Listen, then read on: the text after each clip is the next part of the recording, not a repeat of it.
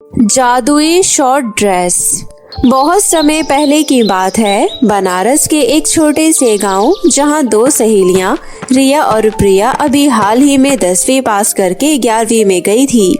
दोनों ने अलग अलग सब्जेक्ट चूज किया था, जिस वजह से दोनों अलग अलग क्लास में पहुंच गई थी।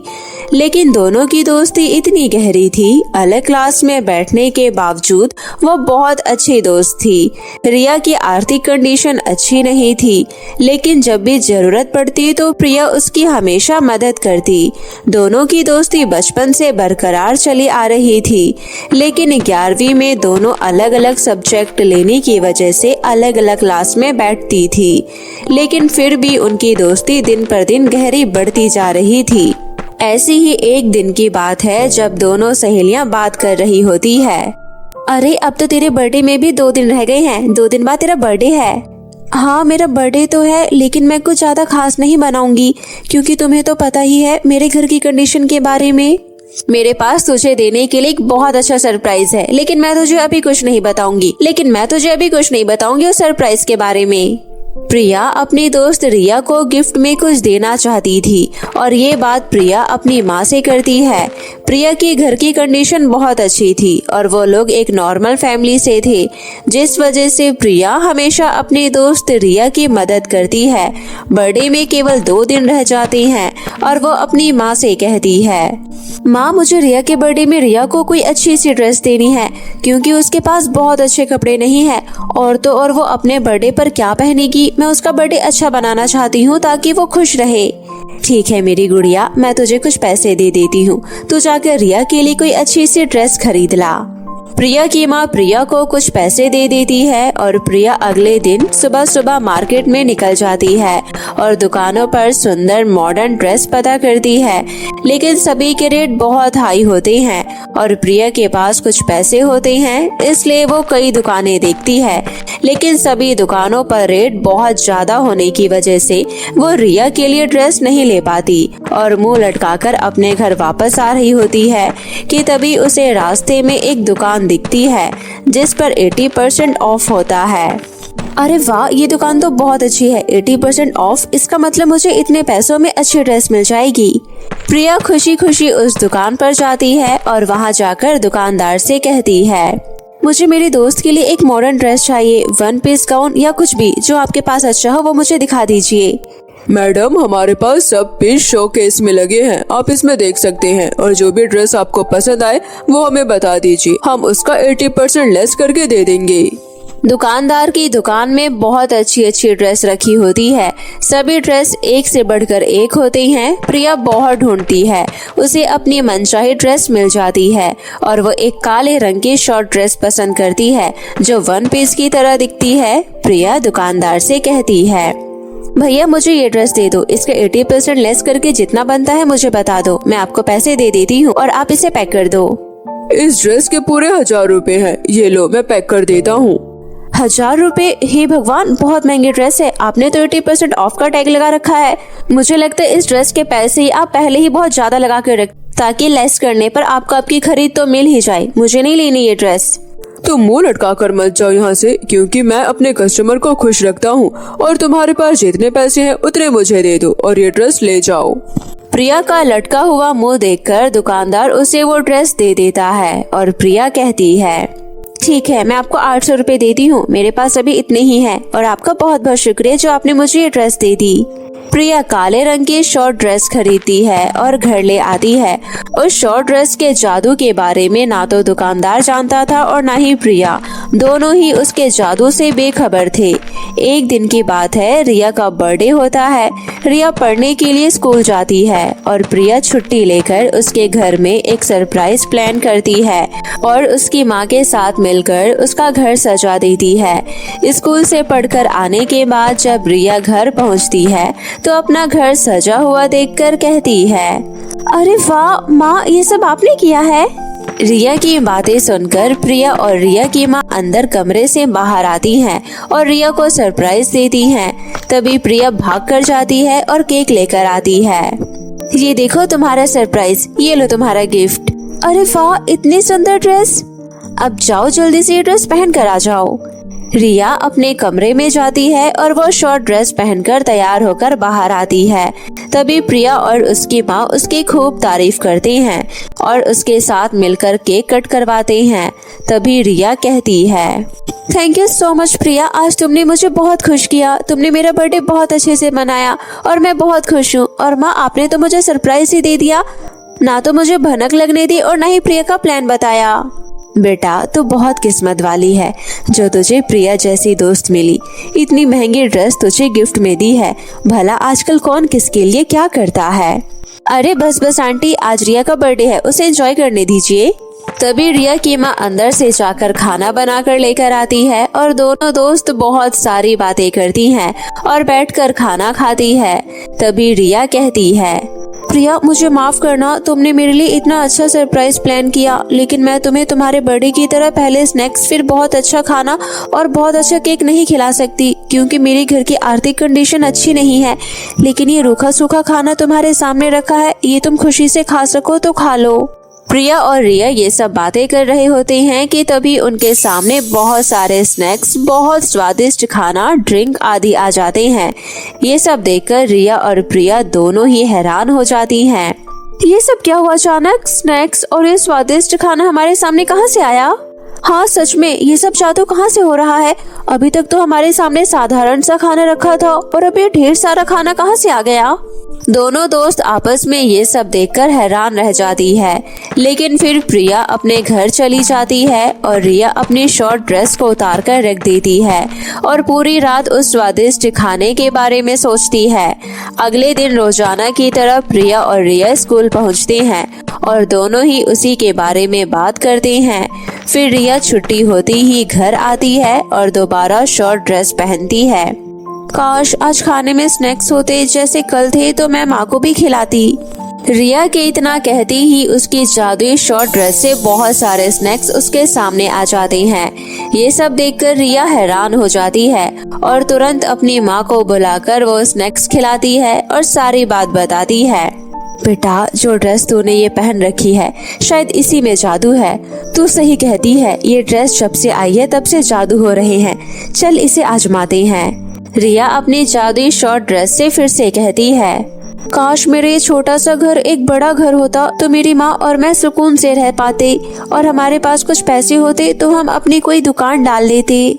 रिया के इतना कहते ही शॉर्ट ड्रेस से एक जादुई रोशनी निकलती है और पूरे घर में फैल जाती है और तभी उसका छोटा सा घर एक बड़े घर में बदल जाता है जिसमें जरूरत की सारी चीज रखी होती है और उसी घर में नीचे एक दुकान भी होती है। उस दुकान में वो जादुई शॉर्ट ड्रेस से पैसे मांगकर एक लहंगे की दुकान खोल लेते हैं।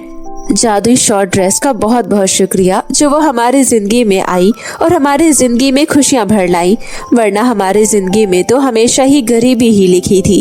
कैसी ये गरीबी खत्म होती इसका अंदाजा हमें नहीं था, लेकिन आज जब ये शॉर्ट ड्रेस हमारे पास आई है तब से हमारे पास खुशियां ही खुशियां आ गई।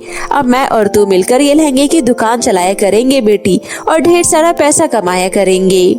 माँ, हमारे गरीब दिन तो दूर चले गए, लेकिन हमारे गांव में जो गरीब लोग रहते हैं अब हम उनकी मदद क्या करेंगे और जादुई शॉर्ट ड्रेस की मदद से हम कई लोगों का पेट भर सकेंगे ताकि कोई भी हमारी तरह जिंदगी में कठिन दिन ना गुजारे। रिया और रिया की माँ उस जादुई शॉर्ट ड्रेस का धन्यवाद करती हैं और उसे संभाल कर रख देती हैं और जादुई शॉर्ट ड्रेस की मदद से गरीब लोगों की मदद भी करते हैं। इस तरह रिया और रिया की माँ के पास किसी बात की कोई कमी नहीं होती और वह हंसी खुशी अपनी जिंदगी जीने लगते हैं और अगर उन्हें कुछ चाहिए होता तो वो जादुई शॉर्ट ड्रेस से कहकर मांग लेते और हंसी खुशी रहते। किशोरगंज में पूजा अपनी माँ सुमन के साथ ही रहा करती थी। पूजा सिलाई का काम जानती थी और वो अपने घर में गरीबी होने की वजह से अपने घर में ही सिलाई का काम डाल लेती है, जिसकी वजह से वो अपने घर को चला पाती है। साथ ही पूजा के पिता कुछ समय पहले ही एक कार एक्सीडेंट में इस दुनिया से चल बसे थे। इसके बाद वो दोनों माँ बेटी अपने घर में अकेली रह जाती है और पूजा अपनी जिम्मेदारी समझकर अपनी माँ को बिना कोई तकलीफ दिए अपना खुद का काम डाल देती है और साथ ही साथ उसकी माँ भी दूसरों के घरों में झाड़ू पोछा का काम करती और अपने घर का खर्चा चलाती थी। और वहीं दूसरी तरफ उनके पड़ोस में एक बहुत अच्छी फैमिली रहा करती थी, जिसमें एक रूबी नाम की लड़की रहा करती थी।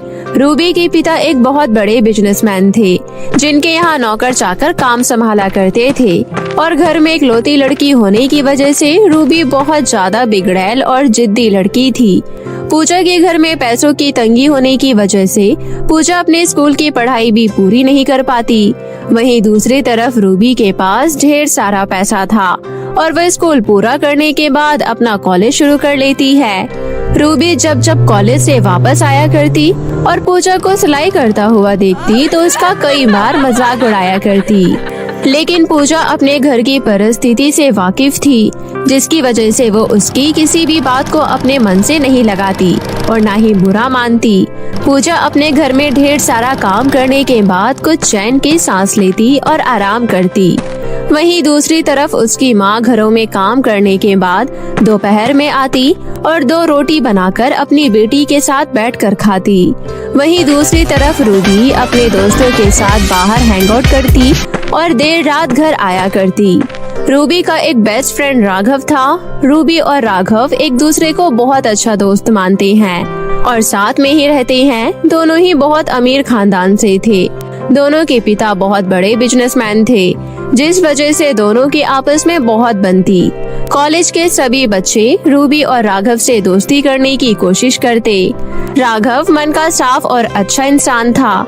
उसके मन में उसके पैसे को लेकर उसमें घमंड नहीं था, लेकिन रूबी बहुत घमंडी लड़की थी, जिसे अपने कपड़ों से लेकर गाड़ी बंगला आदि सब पर घमंड था। एक दिन की बात है, जब रूबी का बर्थडे होता है। वो सभी दोस्तों को अपने बर्थडे पर बुलाती है, साथ ही वो पूजा को भी इनवाइट करती है। शाम होती ही सभी दोस्त रूबी के घर आते हैं। वहीं पूजा भी रूबी के घर आती है और राघव भी। सभी दोस्तों को अपने घर में एक साथ देखकर रूबी बहुत खुश होती है, लेकिन जब पूजा उसके घर में आती है तो रूबी पूजा से कहती है, बहुत जल्दी आ गई तू। अच्छा सुन, तुझे वहाँ नहीं बैठना, तू नीचे बैठ। तेरे गंदे कपड़ों से मेरे घर के सोफे गंदे हो जाएंगे। ठीक है, तुम जहाँ कहो मैं वहाँ बैठ जाऊंगी। आखिरकार मैं भी तुम्हारी दोस्त हूँ। रूबी, तुम ऐसे कैसे कर सकती हो? ये भी तो तुम्हारी दोस्त है ना। तुम इसे नीचे जमीन पर क्यों बिठा रही हो?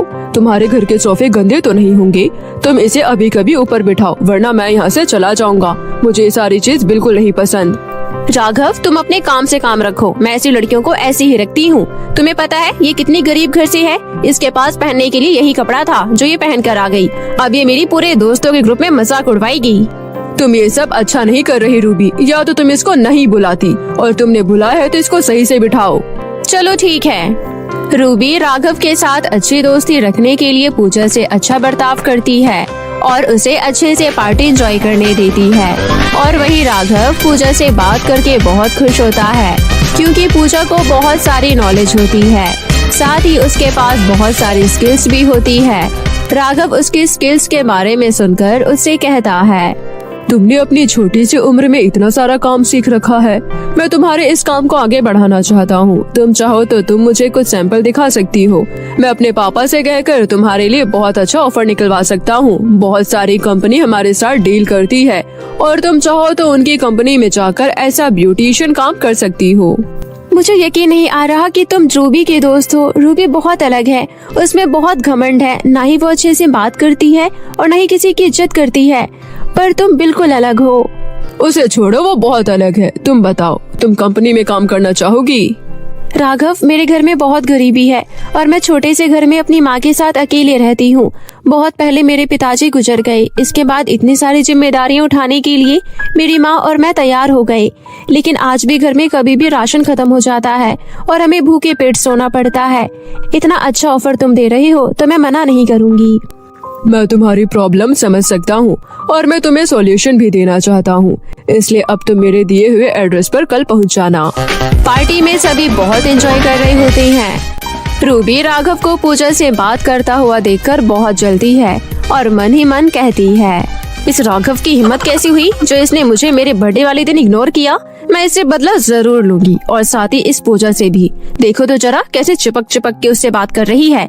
ये भूल गई है कि ये भिखारन है और राघव एक बहुत अच्छी फैमिली का लड़का है। राघव के माता पिता कभी भी इस जैसी लड़की को अपनी बहू तो नहीं बनाएंगे।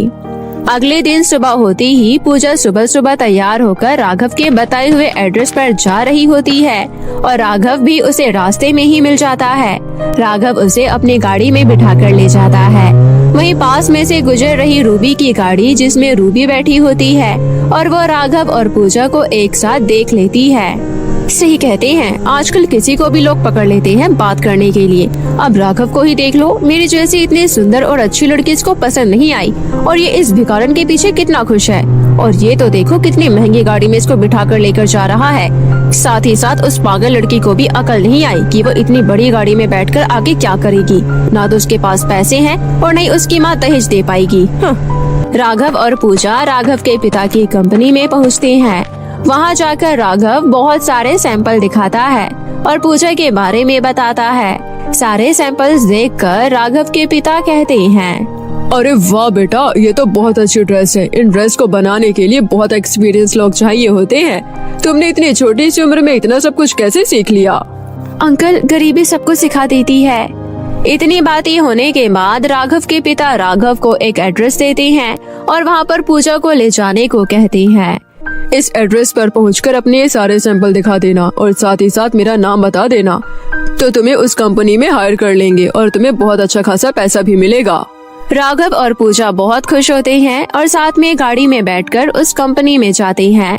वहाँ जाकर पूजा थोड़ा हिचकिचाती है क्योंकि उसके कपड़े बहुत जगह से फटे होते हैं। फिर वो कंपनी के मालिक से मिलती है और अपने सैंपल दिखाती है।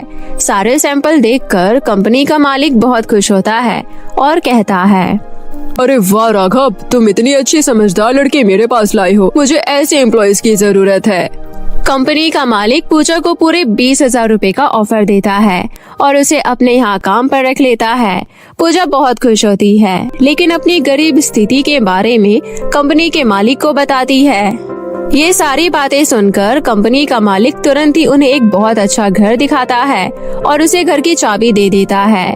कंपनी का मालिक बहुत अच्छा होता है। वो बिना सोचे समझे पूजा को एक अच्छे घर की चाबी दे देता है जहां पूजा की माँ और पूजा रह सकती हैं। ये सब देखकर पूजा बहुत खुश होती है और अगले दिन ही अपनी माँ को उस नए घर में ले आती है और वहाँ पर आकर रहने लगती है। साथ ही सुबह सुबह कंपनी में काम करने चली जाती है। ऐसी ही एक दिन की बात है। बेटा, तेरे इस काम से हमारी तो किस्मत ही खुल गई। कहाँ हमारी किस्मत में इतने बड़े घर में रहना लिखा था, लेकिन आज तेरे काम की वजह से हम इतने अच्छे घर में रह रहे हैं। साथ ही तू पैसे भी कमा रही है। अगर आज तू मेरे पास ना होती तो मैं अपनी जिंदगी कैसे जीती? माँ, सब भगवान का किया धरा है। अगर मैं रूबी के बर्थडे पार्टी में ना जाती तो मुझे राघव ना मिलता और ये सब राघव ने ही किया है। राघव कौन है बेटा? पूजा राघव के बारे में सब कुछ बताती है और ये सारी बातें सुनकर पूजा की माँ भी बहुत खुश हो जाती है। धीरे धीरे पूजा रोजाना की तरह एक से एक अच्छा ड्रेस, अच्छा पैटर्न बनाने लगती है। अब पूजा को और ज्यादा एक्सपीरियंस हो जाता है और वो अपने कंपनी के मालिक को खुश कर देती है।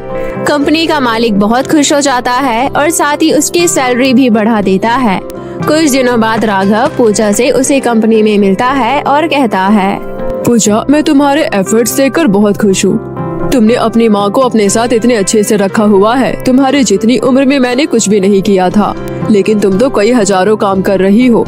मैं तो सिर्फ अपने बाप के पैसों पर पल रहा हूँ। मैं तुमसे एक बात कहना चाहता हूँ। राघव बातों ही बातों में पूजा को अपनी बात बता देता है और कहता है, मुझे तुम्हारी जैसी अपनी जिंदगी में स्टैंड ली हुई लड़की चाहिए। मुझे कोई भी अमीर घर की लड़की या फिर जिसके पास बहुत पैसा हो, ऐसी लड़की से शादी नहीं करनी। मैं हमेशा से चाहता था कि मुझे एक स्ट्रगल करने वाली लड़की मिले, और अब जब तुम मेरे पिताजी से मिल ही चुकी हो और तुमने भी मेरे बारे में अपने घर में थोड़ा बहुत बता ही दिया है, तो क्यों ना अब हम अपने रिश्ते के बारे में बात करें।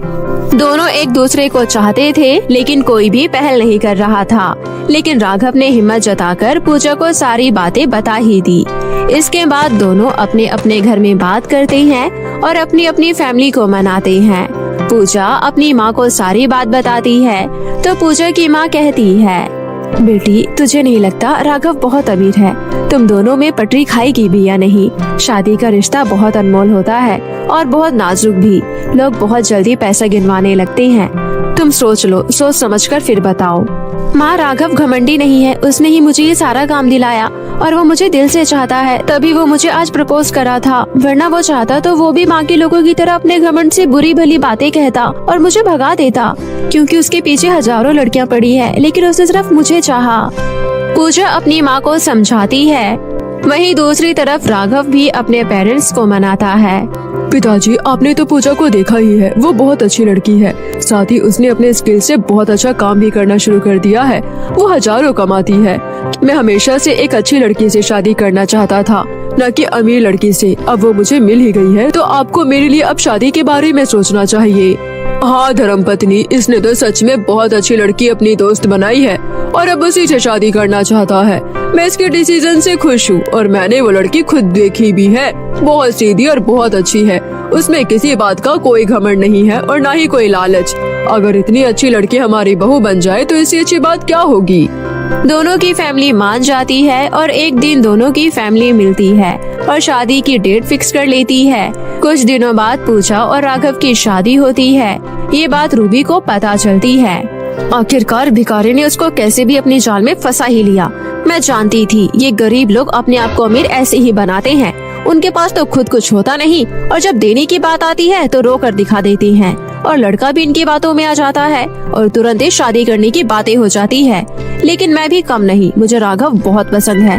मैं उसकी शादी उस भिखारन से नहीं होने दूंगी।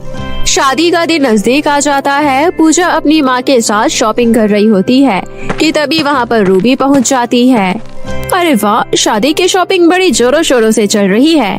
हाँ, तुम तो जानती ही हो राघव मुझे कितना चाहता है। उसने ही हमें यहाँ पर भेजा है। मैं यहाँ शॉपिंग करने अपनी मम्मी के साथ आई हूँ। तुम चाहो तो तुम भी कुछ ले सकती हो। अरे नहीं नहीं, मेरे पास बहुत सारे कपड़े रखे हैं।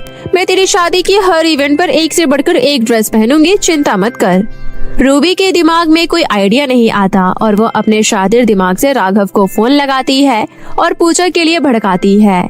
राघव, ये लड़की सिर्फ तुम्हें पैसों के लिए इस्तेमाल कर रही है। ये तुमसे प्यार नहीं करती और मैं तुम्हें लिख कर दे सकती हूँ कि कुछ दिनों बाद तुम्हारी सारी प्रॉपर्टी अपने नाम करवा लेगी और भाग जाएगी। रूबी, तुम मुझसे ये फालतू की बातें मत करो। मैं पूजा को बहुत अच्छे से जानता हूँ और मैं ये भी जानता हूँ कि तुम ये सारी बातें जलन में कर रही हो। पूजा बिल्कुल भी ऐसी लड़की नहीं है। उसने अपने दम पर पूरा घर संभाला है और तुम जानती ही क्या हो उसके बारे में, जो तुम इतनी बकवास कर रही हो। चलो अब फोन रख दो, मेरा मूड मत खराब करो। 2 दिन बाद मेरी शादी है। पूजा और राघव की शादी तुड़वाने के प्लान में रूबी कामयाब नहीं होती तो रूबी उसके घर में चुपचाप जाती है और उसकी क्रीम में एक एक्सपायरी क्रीम मिला देती है। अगले दिन जब सुबह होती है तो पूजा वो क्रीम अपने चेहरे पर लगाती है और तैयार होती है। थोड़ी देर बाद ही उसके चेहरे पर बहुत ज्यादा जलन होने लगती है और उसका चेहरा दाग धब्बों से भर जाता है। ये सब देखकर पूजा डर जाती है और अपनी माँ को ये सब दिखाती है और कहती है, माँ, शादी के एक दिन पहले ही मेरा चेहरा खराब हो गया। अब राघव मुझसे शादी नहीं करेगा। मेरा ये चेहरा कोई भी देखना पसंद नहीं करेगा। मेरे पास कोई भी रास्ता नहीं है। मुझे इस दुनिया से कहीं दूर चले जाना चाहिए और छुप जाना चाहिए, क्योंकि लोग मुझे देखना पसंद नहीं करेंगे। पूजा इतना कहकर भाग भाग कर एक जंगल में पहुँच जाती है। पीछे से उसकी माँ भी उसको ढूंढते ढूंढते आती है, लेकिन वो उसको ढूंढ नहीं पाती और पूजा एक पेड़ के नीचे जाकर बैठ जाती है। वहीं पास में एक कुआं होता है जहाँ पूजा रो रो कर अपनी सारी बातें बोल रही होती है। तो वो कुआं उसकी सारी बातें सुन लेता है और सारी बातें सुनने के बाद कुआं कहता है, रो मत बेटी, तुम तो एक समझदार लड़की हो। ये तुम्हारी क्रीम की वजह से हुआ है। जरूर तुम्हारे किसी दुश्मन ने ये काम किया होगा, लेकिन कोई बात नहीं, मेरे पास तुम्हारी शक्ल ठीक करने का सॉल्यूशन है। क्या सच में आप मेरी स्किन ठीक कर देंगे? हाँ, मैं कोई मामूली कुआं नहीं हूँ, मैं एक जादुई कुआं हूँ और मैं जरूरतमंद लोगों की मदद करता हूँ। आज तुम्हारे साथ किसी ने गलत किया तो कल उसके साथ भी गलत होगा, लेकिन उससे पहले मैं तुम्हारी मदद करना चाहता हूँ। ये लो, ये जादुई क्रीम है, इसको अपने चेहरे पर लगा लो और आराम से सो जाओ। अगले दिन तुम्हारा चेहरा बिल्कुल साफ सुथरा पहले की तरह हो जाएगा। तुम पहले से भी सुंदर दिखने लगोगी। कुएं की बातें सुनकर पूजा बहुत खुश होती है और उसकी बातों पर भरोसा कर लेती है और वो क्रीम लेकर घर आ जाती है। रात होते ही वो क्रीम लगाकर सो जाती है। अगले दिन पूजा की शादी होती है और जैसी ही सुबह होती है पूजा उठती है और अपना चेहरा शीशे में देखती है। पूजा पहले से कई ज्यादा साफ सुथरी और सुंदर दिखने लगती है। पूजा मन ही मन कुएं का धन्यवाद करती है और अपनी शादी के लिए तैयारी करती है। शाम होते ही पूजा पार्लर में तैयार होने जाती है और बहुत सुंदर लहंगे में तैयार होकर शादी वाली जगह पर अपनी माँ के साथ पहुँचती है। शादी में आए सभी लोग पूजा को देखकर हैरान हो जाते हैं। साथ ही साथ वहाँ पर खड़ी रूबी भी हैरान रह जाती है। थोड़ी देर बाद पूजा और राघव की शादी होती है। सभी बहुत खुश होते हैं। राघव और पूजा 7 फेरे लेकर एक दूसरे से वादे करते हैं और शादी संपन्न होने के बाद पूजा एक बड़े घर की बहू बन जाती है और उसके पास अब किसी चीज की कोई कमी नहीं होती। दूसरी तरफ उसकी माँ जो उस घर में अकेली होती है, उसे भी कुछ दिन बाद राघव अपने ही घर में ले आता है और अपनी सास का भी उतना ही ख्याल रखता है जितना कि अपनी माँ का रखता है। पूजा इतना अच्छा पति मिलने के बाद भगवान का धन्यवाद करती है और अपनी माँ के साथ और सास ससुर के साथ बहुत अच्छे से रहने लगती है। वहीं दूसरी तरफ राघव और पूजा हनीमून पर जाते हैं और बहुत मौज करते हैं। दूसरी तरफ रूबी को कुछ नहीं मिलता और वो जलन करती रह जाती है और आखिरकार उसकी समझ में आ जाता है कि आखिर में जीत अच्छे इंसान की ही होती है।